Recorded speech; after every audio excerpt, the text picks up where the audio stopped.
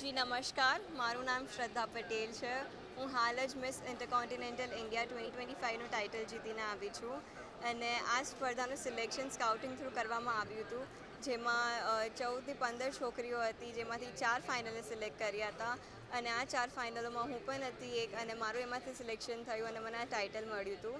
અને આ સિલેક્શનના પ્રોસેસ માટે જે મારા પાસ્ટ મેન્ટર્સ છે, like Tanvi ma'am, Alicia ma'am, Anjali ma'am from Confidence and Crowns Academy અને કોકોબેરી એકેડેમી, જે પુણે અને મુંબઈમાં છે, ત્યાંથી એ લોકો પાસેથી મારું રિવ્યૂ લીધું હતું અને હું હાલ જ પુણે જઈને આવી છું કોન્ફિડન્સ એન્ડ ક્રાઉન્સ એકેડેમીમાં. ત્યાં ડિસેમ્બર બેચની પણ વિનર હતી હું, અને મોર ઓવર દેટ હું 2021માં મિસ ટીન ઇન્ડિયાનું ટાઇટલ પણ જીતી હતી. સો મારા પાસ્ટ અચીવમેન્ટ્સને બધું જોઈ મૂકીને મને મારું સિલેક્શન કર્યું હતું અને હું સૂન આ વર્ષે 2025માં નવેમ્બર મહિનામાં ઇજિપ્તમાં ઇન્ડિયાનું નામ રોશન કરવા જઈ રહી છું મિસ ઇન્ટરકોન્ટિનેન્ટલ 2025ની કોમ્પિટિશનમાં.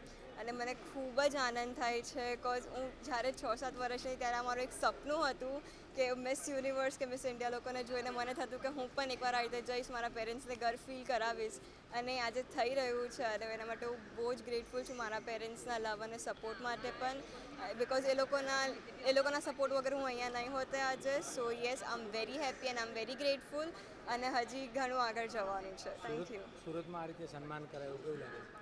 મને કહું છું ને, મને બહુ જ આનંદ ફીલ થાય છે.